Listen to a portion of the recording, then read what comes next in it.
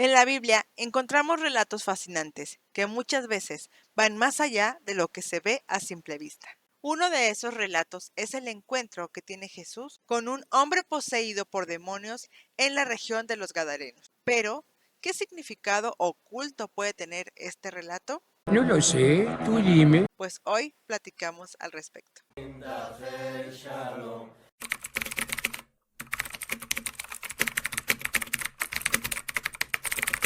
Hola, ¿qué tal amigos? Bienvenidos nuevamente a este canal La Biblia en Contexto. Mi nombre es Norma Lilia y el día de hoy quiero compartir con ustedes uno de esos temas que cuando lo escuchas por primera vez te quedas así totalmente sorprendido. Pero antes de entrar de lleno con el tema, me gustaría platicar contigo sobre el concepto de Sitz im Leben. El término Sitz im Leben o situación vital en español es de origen alemán y hace referencia a la situación en la vida en la cual se originó un texto o una tradición. En el ámbito de la crítica bíblica, el Sitz im Leben es de vital importancia para poder conocer el contexto histórico, social, cultural en el que se escribió un pasaje bíblico. Esto implica considerar las costumbres, los problemas políticos o sociales y las prácticas religiosas que tenían vigencia durante la época en la que se redactó el texto. Entender este concepto de Sitz im Leben en un pasaje bíblico es crucial para poderlo interpretar de una forma correcta y aplicarlo de manera relevante en los contextos contemporáneos, evitando así interpretaciones anacrónicas y permitiendo una comprensión más precisa de la Biblia y sus enseñanzas. Quiero compartir contigo 4 razones por las cuales tenemos que tener muy presente este término de situación vital o Sitz im Leben para el estudio profundo de la Biblia. Y estos son los siguientes. Número 1. Contextualización. Esto permite entender los pasajes bíblicos en su contexto cultural original, lo que es vital para comprender su significado correcto. Esto incluye considerar aspectos como la cultura, la historia, la política y la religión del periodo en el que se escribió el texto. Número 2. Clarificación del significado. Al comprender el entorno en el cual se desarrolló este texto, podemos comprender mejor cuál era la intención del autor al escribirlo, y de esta forma evitamos interpretaciones anacrónicas o erróneas. Número 3. Reconstrucción histórica. El estudio del Sitz im Leben contribuye a poder intentar el reconstruir la historia de las comunidades antiguas que dieron origen a estos textos. Proporciona información valiosa para conocer la cultura y la política en la cual se desarrollaba esta comunidad. Y de esta forma comprendemos mejor qué fue lo que influyó al autor a escribir el texto. Número 4. Aplicación contemporánea. Comprender el contexto en el cual se originaron estos textos bíblicos permite aplicar sus enseñanzas de una forma más relevante y significativa en la vida de los creyentes. Esto facilita la conexión entre la antigua sabiduría y los desafíos y las preguntas de la sociedad moderna. En resumen y en palabras llanas, el Sitz im Leben se trata de entender qué es lo que pasaba alrededor de la persona que estaba escribiendo el texto y que todo esto pudo haberle influenciado en su vida y en lo que él quiso plasmar en el momento en el texto. ¿Quedó claro, no? Ok, polilla. Ahora, seguramente te preguntarás, ¿qué tiene que ver esto del Sitz im Leben con el endemoniado Gadareno? Pues te cuento que en este relato tenemos algunas ligeras pistas que nos pueden llevar a comprender cuál era la situación que tenía el autor de este pasaje o de esta tradición religiosa. Según los evangelios, Jesús llega a la región de los Geresenos y se encuentra con un hombre poseído por un demonio. Oye, no, en mi Biblia dice Gadareno.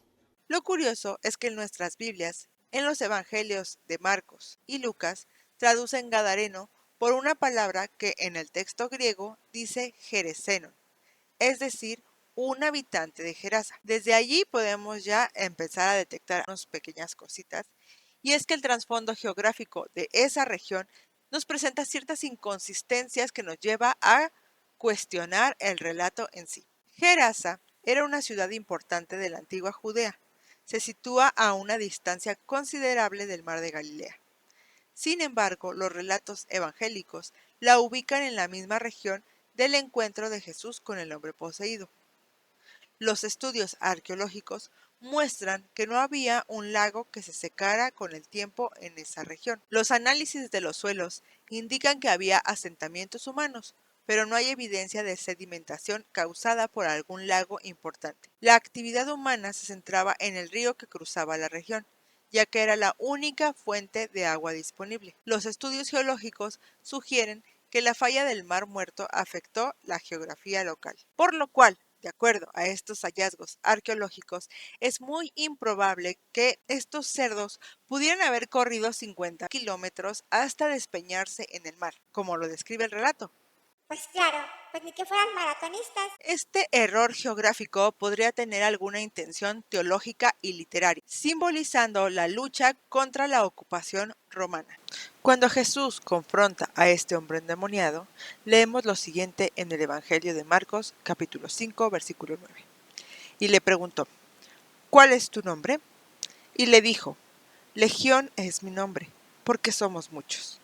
Y le pedía muchas veces que no los expulsara de la región. La presencia de la Legión Décima Fretensis, una unidad militar romana que estaba en la región, añade más profundidad al relato. La Legión Décima Fretensis era una de las legiones del ejército romano, establecida por Julio César. Su nombre, Fretensis, se deriva de fretum, que significa estrecho en latín, refiriéndose al estrecho de Mesina. Esta legión jugó un papel crucial en la región de Judea durante el periodo del Segundo Templo y la época de Jesús. Los emblemas de la Legión Décima Fretensis eran varios. Entre ellos estaba la del jabalí, que también a veces era representado simplemente como un cerdo, y una galera, que es un tipo de barco de guerra romano. Estos emblemas eran símbolos distintivos de la legión y se mostraban en los estandartes militares para identificar la unidad en el campo de batalla. Desde esta óptica se ha sugerido que el relato originalmente podría haber sido una sátira dirigida a la presencia del ejército romano, la cual ha sido enriquecida no solo por la creatividad del narrador, sino también por influencias del Antiguo Testamento. El hombre poseído por demonios podría representar simbólicamente al pueblo oprimido por el poder imperial romano. Su liberación por parte de Jesús refleja la esperanza de expulsar a los opresores y restaurar la paz. De acuerdo a la mayoría de las investigaciones acerca de la figura del Jesús histórico, es muy posible que Jesús hiciese este tipo de milagros, ya que es considerado que fue un sanador. Sin embargo, este pasaje, si tiene algún viso histórico, fue magnificado y fue embellecido para darle un significado espiritual mucho más poderoso, que sería esta liberación del pueblo judío oprimido del opresor, el Imperio Romano. Y es posible que al dar este énfasis espiritual se haya descuidado la ubicación geográfica del suceso. Sin embargo, es evidente que este relato, a pesar de ser escrito después de la muerte de Jesús, tiene un fuerte valor simbólico.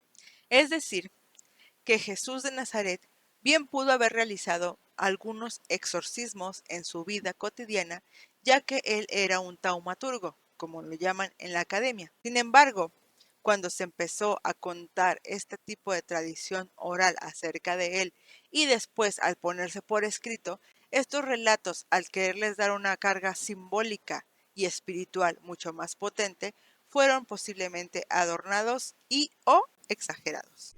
Ok, suena razonable. Sí, lo es.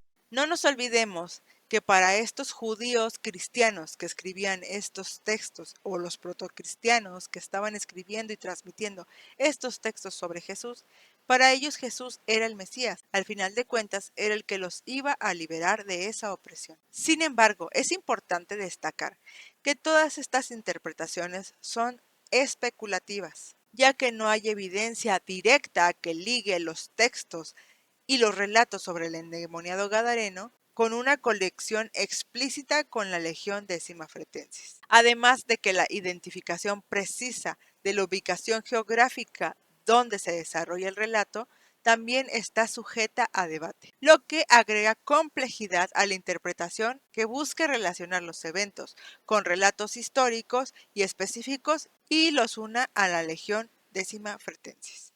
En conclusión, aunque algunos académicos han hecho una conexión entre este relato del endemoniado Gereseno y la legión romana, no hay una evidencia que pueda ser concluyente para decir que esto fue así tal cual. Simplemente es una de estas pistas que nos pueden hablar de la situación vital que tenían los autores originales, ya sea de esta tradición o del texto en sí mismo. Es muy importante que cuando tú estudies un texto bíblico, consideres este contexto en el cual se desarrolla el texto, no solamente el relato de lo que te está contando, sino de cuándo se escribió, y que podemos ver estas pequeñas evidencias que nos deja el autor en muchos relatos, tanto de la Biblia hebrea como de la Biblia cristiana. Pero siempre tenemos que ser precavidos con las interpretaciones que damos. En la descripción de este video te voy a dejar algunas referencias por si te gustaría investigar un poco más acerca de este tema. Y bueno amigos, esto sería todo por este video. Si les gustó, les pido que me dejen por favor un like. También les invito a que se suscriban si no se han suscrito y que compartan este video con alguna persona que ustedes crean que le puede interesar este tema. Nos vemos pronto, que estén muy bien y shalom. Aleluya.